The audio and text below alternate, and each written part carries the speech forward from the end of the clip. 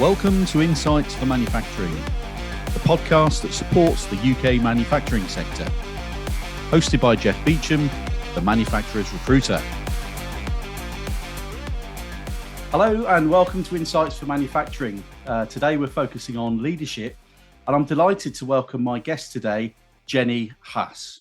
Jenny has spent much of her career in the field of leadership and organisational development, primarily in the areas of client and employee experience, design of transformational events, and as a business support partner to the CEO and C-suite. Currently, Jenny works with several international leadership consultancies, including Anjali Leadership, where she enjoys helping leaders strengthen the heart of their leadership and helping organisations lead with humanity while not sacrificing productivity.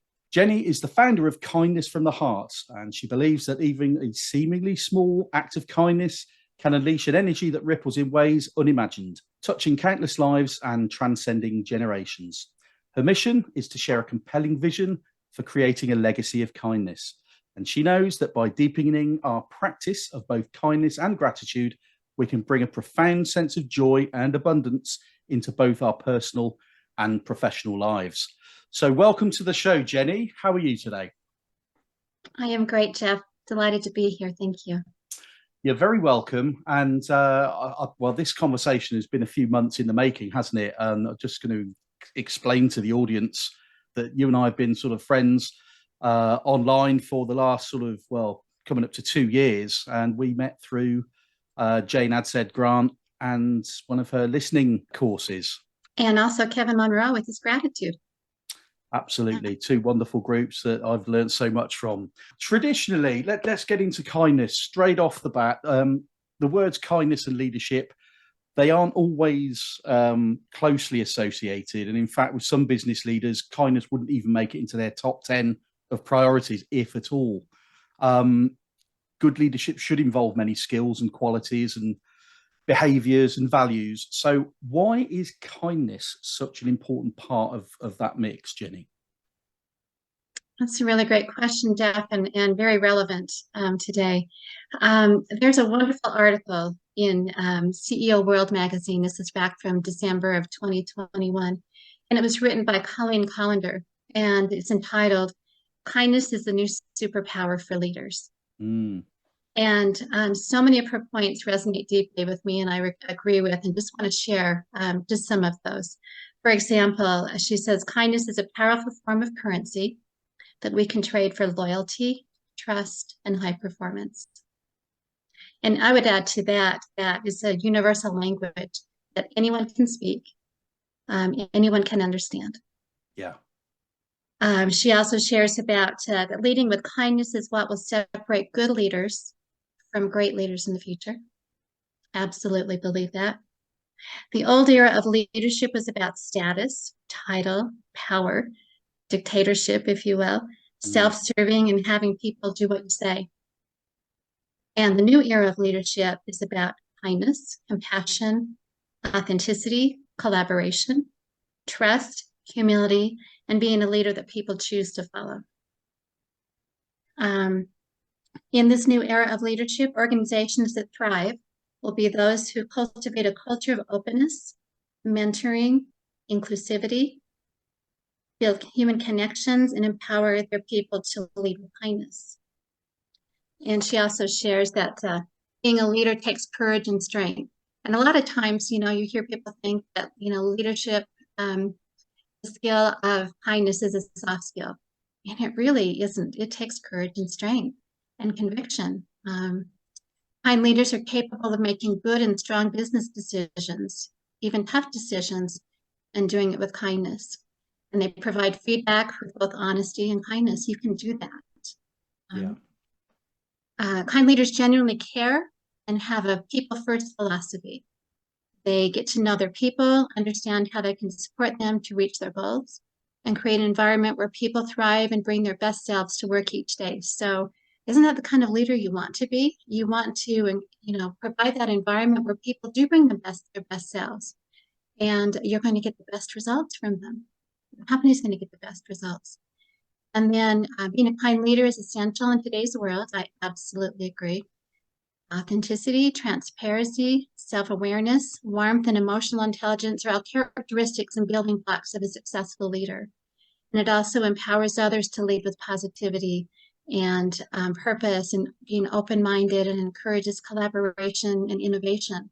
So think about all of those things and the difference that can make in your organization, whatever the organization is. Yeah, absolutely. I mean, there's some really important things you've sort of highlighted there, and I think for a number of years now, there's been a shift in leadership style. I know there's still a long way to go, but you know, the bad old days of command and control leadership, it's certainly in business. You know, people don't perform in that sort of carrot and stick environment. People want to be nurtured, and they want to be valued, and feel that, you know, they've got a home within the business, and everybody's you know, pushing in the same direction. People are cared for. And one of the books, it was actually Jane Adsed Grant introduced me to a book called Everybody Matters by Bob Chapman, the CEO at Barry Wehmiller. And you know, that was a great read, because it struck a chord with me, because I'd never really heard of a business that absolutely went out of its way to transform from being more of a numbers oriented organization to one that you know, treats every team member as though it was, you know, a family member. Right. And a lot of people would read that and think, well, you know, how are you going to make that happen? How can you mix looking after your people properly and being kind and caring with you know, being highly profitable? Well, Barry Wehmiller is a classic example of how that actually can happen. I'm not saying it's easy. You know, it was a journey. Oh, it's an effort. Absolutely, yeah. It's an effort. You know, there's such an amazing ripple effect of kindness, no matter whether it's you know, in homes, in communities, in countries, you know, and in businesses and organizations. Yeah. And if you have a leader, if your leadership team is committed to leading with kindness, genuinely, you know, authentically, not just on for show, but in every way, and that ripples down throughout the organization. Yeah. And you think about how their direct reports are much more likely to behave that way. And especially when they share that this is what's expected in this organization. This is how we are. This is who we are. This is the way we behave. Yeah. And then it, you know, ripples out to the employees as well. You know, there's always room to be kind. And these, you know, these kindnesses and kind behaviors don't have to, you know, replace anything in your leadership toolkit. They just add to it and make them stronger, more impactful. Yeah. And you mentioned about that. I worked with Stephen M. R. Covey. I started with him just before his book, The Speed of Trust, launched, and this is a number of years ago. And I remember when I had the offer to join the organization and work with him, I asked a friend what he knew about Stephen, because I didn't know him. I just had the interview, and he said, you know, I don't know him personally, but I know someone who does, and who's worked with them for a number of years, and I'll call him and let you know. So he calls me back, and he talked to his friend, and his friend said this: I would follow Stephen M. R. to the ends of the earth. Wow. So you think about, you know, when I mentioned earlier about, you know, kind leaders are those that people choose to follow. That was a pretty impressive statement. And on that recommendation, you know, I accepted the role.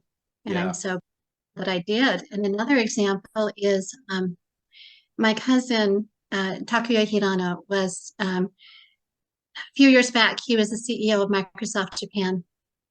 And I was talking to Takuya recently about kindness and leadership, and he shared about he had been at Honda, talking with some top Honda leaders recently, and he mentioned that his brother-in-law, Mike Gazdick, worked for Honda and has been there for a number of years. And this top leader said to Takuya, Mike is such a kind leader and such a good leader. when I'm around him, I want to be a better person. So, I mean, that I'd like to have that on my tombstone, and just think about how that ripples out within the organization. Yeah. Pretty Powerful stuff. Mm-hmm. Very powerful stuff. So, empathy. I was quite pleased actually with some of the articles coming out of. I can't remember what websites they were on. It might have been Harvard Business Review or lots of these management, global management consultancy type articles. They were describing empathy as the most important skill required by leaders. I would probably agree with that. How would you describe the current state of leadership in business, Jenny? And how does empathy relate to other values such as kindness or gratitude, inclusion, trust, teamwork, and those values? Well, I agree with it as well. And think about the past 3 years that we've been going through. Everyone has been going through, and the challenges and the leadership challenges, the challenges of just existing, in trying to work and doing your best, all of those things, and in such an unknown world. And empathy is so important to relate to each other, to build that human connection, to build trust and compassion. And again, I mentioned Takuya, so I reached out to Takuya and asked him to share with me some thoughts around kindness in leadership and its role. And I want to share with you what he shared with me about Microsoft. Please, yes. So he said, at Microsoft, we worked in a very competitive market. We focused on how much better, smarter, faster we could be to win against the competitors. So it sounds like a lot of different organizations and industries, right? And we were always measured on our performance. While this approach is good in a sense for people to be diligent and self-aware of their improvement points, it does not necessarily promote thoughtfulness or a caring work environment unless the leaders are very intentional about making it so. Several years ago, the CEO of Microsoft embraced the word empathy as the key word for the culture of the organization. This was quite surprising and unique in a very competitive IT landscape. Empathy encourages you to think of others, values, and circumstances, and allows you to appreciate the diversity of background, where people are coming from. It builds human context in how do we interact with one another versus business performance. And I think this is really key here. We then incorporated crucial components to performance measurement. On top of personal achievements, we incorporated helping others success, as well as seek for others' help in the evaluation so that we encourage being thoughtful about others' achievements as much as our own accomplishments. That is powerful stuff, I think. Yeah. And Takuya goes on to say, you cannot build a sustainable, successful organization and business without bringing people together towards a common goal. I believe sharing a common mission, trust based on authenticity, and create some of the key components to achieving this success. And he said, and I would state that these are all elements of leading and acting with kindness. Wow. And this is one of the biggest companies in the world, Microsoft. Yeah, what a difference it can make. Who knows how many hundreds and thousands of ripples that would have created throughout that organization. And then, of course, also on employees' families as well, because if you're treated well at work, that's going to have a positive knock-on effect to people's family life as well, isn't it? So it all, I think it's all part of the same thing. Yeah, this is a business podcast. I always talk about manufacturing, but this is a topic. Leadership's a topic across any sort of sector anyway, but kindness and a lot of, all values are relevant, I think, to all businesses, and they will have different levels of priority and importance from one business to the next, but they're all relevant. And thank you for sharing those words. That was really, really insightful, and it's really good to see some of the the really large businesses having some passion in not just what they say but what they do as Right. well. I think that's part of the problem with values. Well, it's not a problem of values, but it's a problem of businesses adopting values or saying that they have values, and they're just Yeah. not sort of living and breathing them. That was going to be my next question, actually. Corporate values, you see them on company websites all the time, and not all businesses live up to those values, and some of the individual leaders in certain businesses, I'm sure, work against some of the company values.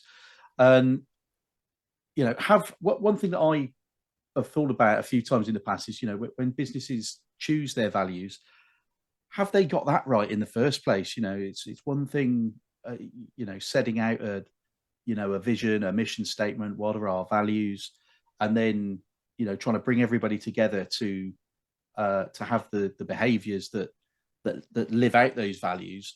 But then what if you're off the mark from the offset with what your values are? How can businesses ensure that their values are ingrained in the company culture? It's quite people think it's a real simple thing to do, but it's actually pretty complex, right? Yes, definitely complex. And I think about a number of years ago with one of the global organizations I was working with, Leadership Consulting. I was on the values team, and it was time to relook at our values. And we had, I think, a cross-functional team of, I think there were 8 of us.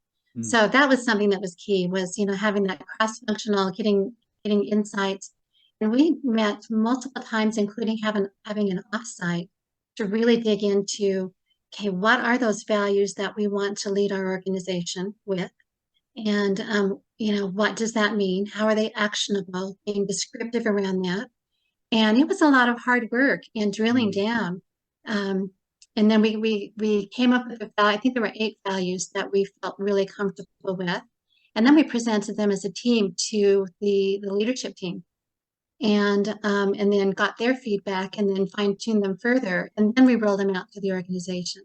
So that's one of the things I think is so key that you kind of hit on, is that, it starts with the values that you select to begin with. I mean, don't just pick them, here, or somebody else's looks good like that, but we really think about, how do we want to be defined as an organization? And to me, a company value is something that gives us guidance. And if we come to, whether it's the leaders of the organization, or at any point, the employees at a lower rank, so to speak, if they have a question on how to behave in a certain way, we should be able to just look at our values, and that will help guide us on what our behavior should be. Yeah. So that we are in line with those values. So it first starts with selecting the actual values. Are leaders are these the ones that they want to inform how they lead the organization? Because I think one of the worst things that you can do is have this set of values and then just disregard them. I mean, you are authentic, you lose credibility, you lose trust. And once you identify the right values, so think about ways that they can be articulated and really drill down in the best sort of way. And my friend, Alan Williams, I don't know if you know Alan, but he likes to say values are for living, not laminating. Yeah. Values are for living, not laminating. And I think that's perfect. So some of the ways to help live them is post them. Post them around your site. Share them widely. Put them on your website, in your employee handbook, in your onboarding package, so that people know the company that they're joining. Put them in your hallways and newsletters. Make sure that everyone at every level not just knows the values, but understands what they are, and understand, what actions fall among those, values. Yeah. If you're living the values, what does that look like? And then, give some real practical examples. You're living the company's values, how are you behaving with your customer? How are you behaving with each other, your team members? Employee engagement and retention are 2 of the areas where, if you've got the right values and you're communicating them effectively and reminding people through your own behaviors as leaders, right? Yeah, that will buy people into the business so much more. I've heard loads of people over the years say about, well, I've decided to leave this business because X, Y, Z. And then when you start sort of digging into it, you find out that sometimes the business are asking for one thing, but actually they mean another. That's in the Right. job. But then when it comes Mhm. to the culture of the business, which I always bang on about culture because it is just so key. It is. Businesses have values, but then you have little pockets within an organization where certain leaders are definitely not exhibiting the behaviors Right. that represent those values. And it really does drive a wedge between employees and the business, or team members and management, or team members and the leaders, because there's got to be consistency. I think that's a really important word as well. Right. Right. Consistency. If you're going to Yeah. have values, it's got to be the length and breadth of the organization, and they have to be lived and breathed, remembered, and sometimes added to consistently. Right. Yeah. And I would argue too, not just within the organization, but if if you've got a leader that is maybe doing a great job in living the values within the organization, but you see them out in the community or in another situation and they're far from those values. I mean, I think that's important to really try to Yeah. embed them, in just a way of being. And, in your work in recruiting, I'm sure that's a big point in helping align candidates who are a good fit for an organization with their values. And, if you can get that kind of a strong mix up front. Like you said, if the values are really being lived um, by the organization and by that employee, they're going to be around a lot longer than otherwise. There's so many benefits to getting that match right, and yes, that is so important. You're right. It's not about just recruiting for a set of technical skills. If an individual's values aren't aligned with the business, that's not going to work. Yeah, I work very hard when I'm dealing with candidates to try and find out how they like to work, how they like to be managed, what sort of culture are they used to, what are they motivated by, and sort of try and get a picture of them as a person in the workplace. Because when you're looking at a CV, for example, it's just achievements, where they've worked and for how long. But they want you to know, yes. Yeah. Yeah, absolutely. But you need to know that if you headhunt that candidate to go into one of your clients, that you want it to be right first time. Well, I do anyway. You want to make sure that they're not just going to be hit with a nasty surprise when they join, Right. because it's Yep. just like chalk and cheese. Conversely, with businesses, when I'm talking to prospective clients, I'm very mindful of how that organization not just articulates its values and its successes and what some of the challenges are, but I also do a bit of digging around, all the organizations that I'm either looking to do business with or are doing business with, to get my own view of what it's like to work within that business. And there are a number of ways of doing that. A lot of it you can pick up online or through speaking to other people, because again, certainly from a recruiting point of view, clients they don't always, but they can tell you just what they think you need to know, or they're trying to cover up some sort of issue that they know they've got in the business. And it comes back to leadership. There are some great leaders around, but there are also some that are absolutely in denial that they've got challenges and issues within the business. Sometimes it's with themselves. Yep. So I think there's got to be consistency. There's got to be transparency as well, and people want to know that if they're going to go and work for an organization, whether it's an engineer out in the factory, or whether it's a boardroom executive, certainly with permanent employment, if you're going to leave one job to take up another one, you don't want to go out of the frying pan into the fire. You want to make sure that you're making the right decisions based on the right level of information. So it's really key. And, and some other ways to, I think, help really embed the values in the organization is, besides making sure people are aware of them, that they understand them. They know what it looks like to be behaving that with those values in mind. Yeah. Spotlight when you, as a leader, whether it's the CEO, the C-suite, whether it's a lower level manager with their team, when you see an employee behaving in such a way that they're really embodying those company values, share it, celebrate Yeah. it, give the example, put it in the newsletter, give them a, I know a family movie pass to, I mean, whatever, dinner, whatever it is, but celebrate it.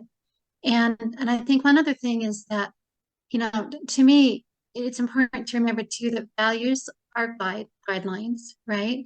Yeah. And they are something kind of like a compass, but nobody is perfect. Nobody is going to be living them perfectly all the time. No organization is going to be living them perfectly all the time. But as long as we are striving and wanting to get better and better, that we believe in them, doing our best, and then if we kind of fall short sometimes, Yeah. like you said, transparency, own it, and just go, okay, you know what, I can do better next time, and I'm going to do better next time, and here's what I've learned from it. Yeah. Um, so huge, so important. Absolutely. Well, thank you for that. So what's the most profound act of kindness you've witnessed in leadership, Jenny? Because I know you're very passionate about random acts of kindness, and we'll talk in a little bit about kindness from the heart, which is your passion project. But what's the most profound act of kindness you've witnessed? It's wonderful to be thinking about that question and having a number of things come to mind. I want to give you two examples. So one is personal. Um, a number of years ago, I was very surprised to learn that a couple of leaders had nominated me for an award I didn't even know existed. Okay. And it was an award, it's the Unsung Hero Award. Their passion made your event possible. And it was actually an international award, started in Singapore, but it was from North Star Meetings Group. And the word talks about recognizing behind the scenes industry professionals whose passion and commitment to excellence contributes meaningfully to Mm. the achievement of successful business events and the highest levels of customer satisfaction. And that was at a time when I was doing a lot of events. And so whether it was international um, leadership summits and helping to lead the team to create those summits, whether it was client experience with a workshop or an employee meeting or a Christmas event or just whatever it was, I love to do a lot of things to try to make the event special and Mm. memorable. And so whether it was, if we had I remember having a conference, um, actually a workshop in Canada. And so I would do these, special gift bags, and I would include, things in that area to, even this little tiny cute bottle of, pure maple syrup, or, if we're in Arizona, prickly pear cactus jelly, or just things like that to, Okay. just kind of special fun kinds of things, but in creating spaces where people would build community and get to know each other and support each other long after the workshop is over. And so when you do a lot of those things that maybe take some extra hours or weekends or late nights or behind the scenes, Mm. you sometimes feel like, does anybody really notice, right? And so I was nominated for this award. There were a bunch of folks that within the organization that added to the nomination and wrote recommendations. At the time, I was creating an event, a summit. So I won this award, and it was so meaningful. We went to the winners went to Las Vegas for a presentation, very special luncheon. There was a video made of each of the winners, and that was shown. And we just had such an all expense paid, really wonderful trip of being honored for kind of being Mm. behind the scenes and making an event really special. And it's like something like that made me feel um, appreciated, seen, all of those wonderful things, Yeah. and learned a great deal. And then I think about there is an amazing leader that's local here in Utah that I have not met in person yet, but I've been connected with him on LinkedIn, which is such an amazing connector. Yeah. And if you don't know him, I would suggest following him. His name is Nate Randall, Okay. and He is CEO of an organization called Gab Wireless. And Gab Wireless is their goal is to create watches and phones to keep our youth, safe, and so that they can communicate, but without all of the things that can get them into trouble or put them in danger.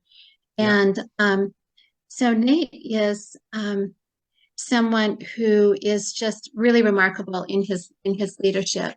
And I reached out to him and asked him about kindness, his thoughts around kindness and leadership.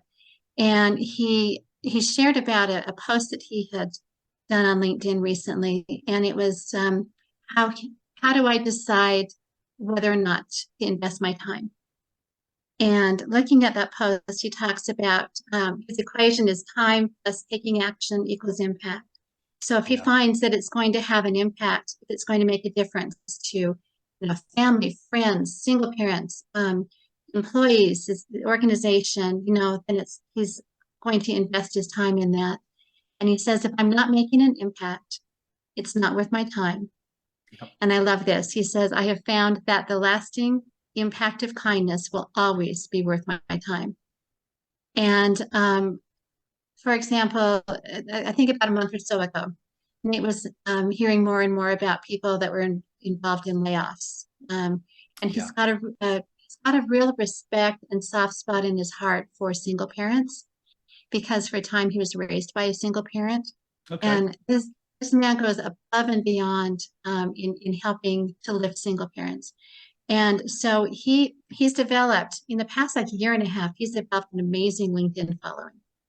And he gave up his LinkedIn presence for a week. I think there were 3 or 4 individuals that were single parents that were looking for their next professional opportunity. And so Nate highlighted them, each day, and then asked his network to, open up their networks to help them, make connections, help them find the next spot for them.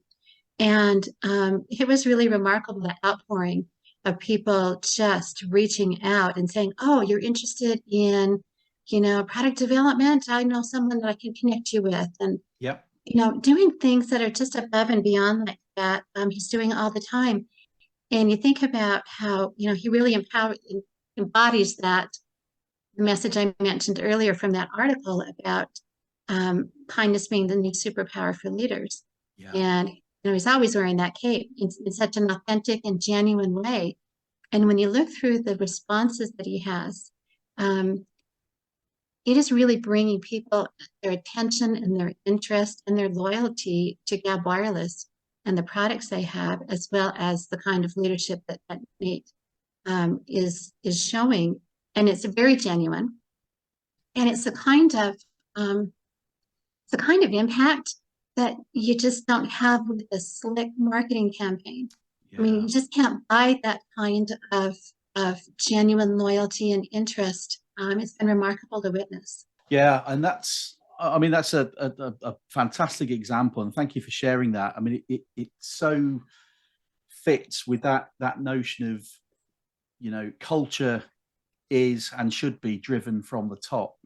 So if you want a great culture within a business, if you want to create this environment where everybody feels part of the team, they feel heard, valued, seen, that's an absolutely wonderful way and a great example of a CEO, going out of his way to do something for well, in this case, a certain demographic in the local community.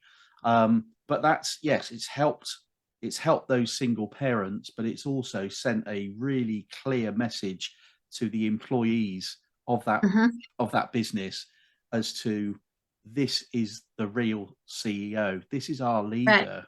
Right. Look what he's done, guys. Exactly. So I love that. Thanks for sharing that.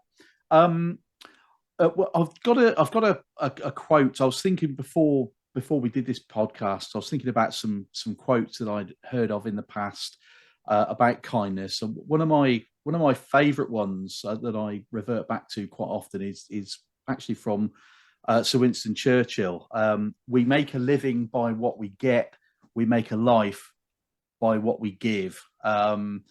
And I really, really like that. And I guess, I suppose some people would look at that and say we make a living by what we get. But actually, in business, what I found is the more you give, the more you get anyway. That's just how it works. But we make a life by what we give. And I think, if everybody in business just had that mindset. Yes, there's always milestones to reach. There's financial targets. There's a whole raft of KPIs all over the place. The business world is littered with it. But if we all maybe came from a position of, what can I give today, or we're all so busy and so tied up, and I guess I'm a bit of a sucker for it. I always like to help people. And sometimes the things I do to help people, that they've got no commercial value for me or for my business, but it's sort of linked in a way. But I just have this, I just get a really warm sense, and just get that warm feeling of, you've done something good. You've done something that's going to make a difference to somebody's life, even if it's in a really tiny way. If I can, I'm always sort of giving little snippets of information, or maybe a bit of advice here and there, or point somebody in the right direction. Right. Donating my time is something that I like to do. It's not always the best for my diary, but I think if certainly from when you look at leadership, and I'm sure a lot of employees around the world would probably agree with this, and that is, would they feel better and more engaged with the business if they had a little bit more of the leader's time? And so what I'm saying is, if you're a leader, yes, everybody's diaries are rammed these days. It's a frantic world that we live in. But I think for leaders to properly connect with their people, and without their people, there wouldn't be an organization after all. It's about finding those little bits of time in a crammed diary. Mm-hmm. This is what you were talking about earlier, the ripple effect, right? If a CEO or a divisional director or a VP can, once in a while recognize somebody, or give somebody 5 or 10 minutes personally on a one-to-one or a quick phone call. Those are the sort of things for individuals within businesses, team members and departmental managers. They all need a bit of support from time to time. It's no good just having an annual appraisal and just going through weekly forecasts and figures all the time. I think that personal one-to-one message or acknowledgement, I mean, that's for me, that's an act of kindness, because Absolutely. it's not just well, if you come to work for us and you do a great job, yeah, we're going to pay you, bonus, we're going to do this, we're going to do that. You're going to have opportunities to progress. But I think often in business, the feedback that people want to hear the most is not necessarily that, yeah, you've done great and you've done this and you've hit this milestone. It's I'm really appreciative, and I'm grateful for the work that you've done and the difference that you've made for our business, our customers, your team members. Just please know that you are valued. And I think just that little simple sentence, obviously if it's actually the case, is so powerful. So I'm just conscious of time. We've had an almighty conversation already. I've learned so much more from you today, as I always do. But I wanted to quickly ask you about your work at Kindness from the Heart. What was your reason for launching it, and what sort of projects or initiatives are you currently involved in or developing, Jenny? Well, thanks for asking. And I think you mentioned it earlier. It is my passion project. So while I'm still doing a lot, in the field of leadership, and very much enjoy that as well. A couple of years ago, I was really being concerned with the way the world was headed. There was just so much, and this is before COVID. But, seeing more and more divisiveness here in this country and, around the world as well, and feeling like, while kindness has always been important, it feels like never more so than now. Yeah. And I think it's our hope for our future. And so I just wanted to really dedicate some time and energy in trying to help spread a compelling message, global message for what kindness is, looking at it in ways to want to embody it and not just have it be something random here or there, but part of who we are and the way that we behave and one of our core values. And you know, I want people to think about creating a legacy of kindness, Mm. as we are, no matter what we do, we're creating a legacy of some sort in the way that we behave, in what we do and how we treat others and all of that. So why not think about creating a legacy of kindness? And the ripple effects are so incredible. When you mentioned about, doing a small act of kindness, I started putting the word seemingly small act of kindness because Yeah. of that ripple, the way that it impacts. It can, just an act of kindness um, done to someone, for someone, impacts that individual. It Yeah. impacts so the receiver, it impacts the giver, and you have no idea where it's going to go out from there.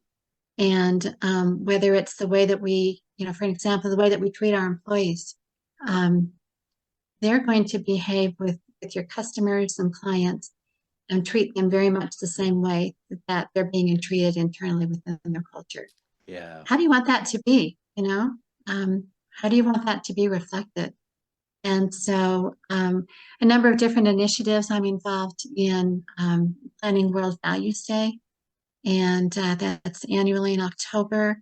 Started in the UK actually. And That was Charles Fowler and First Fowler, uh-huh. And that's a whole day dedicated to what are your core values and how do you behave with them? And so I'd like to bring kindness and gratitude into World Values Day. Spent some wonderful time this past year in helping to plan the 25th anniversary celebration for World Kindness Movement, yep. which is it actually started World Kindness Day in November.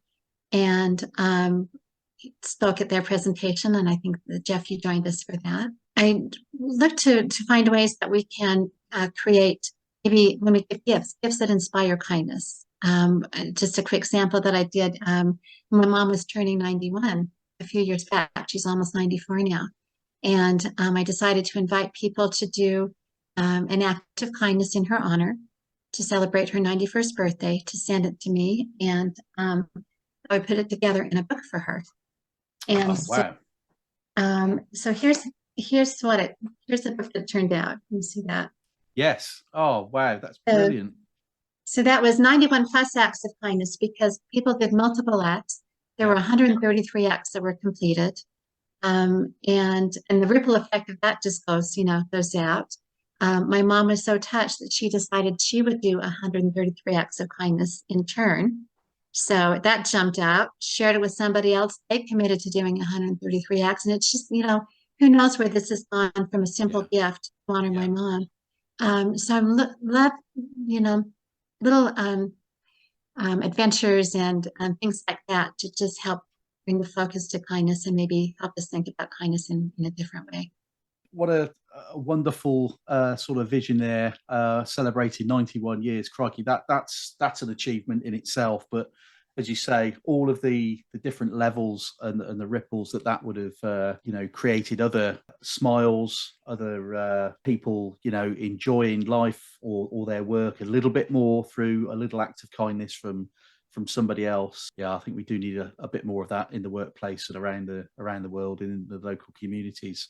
It's been a real pleasure to talk to you today. I'll look forward to keeping in contact with you, as I do anyway, throughout the year in terms of kindness and gratitude. I know we've got another World Kindness Day in November. Is it the 13th? I can't remember the exact. November 13th is World Kindness Day. And then I think it's February 17th is Random Acts of Kindness Day. So we've got one coming up here pretty quickly to do some fun things and see what kind of impact we can have.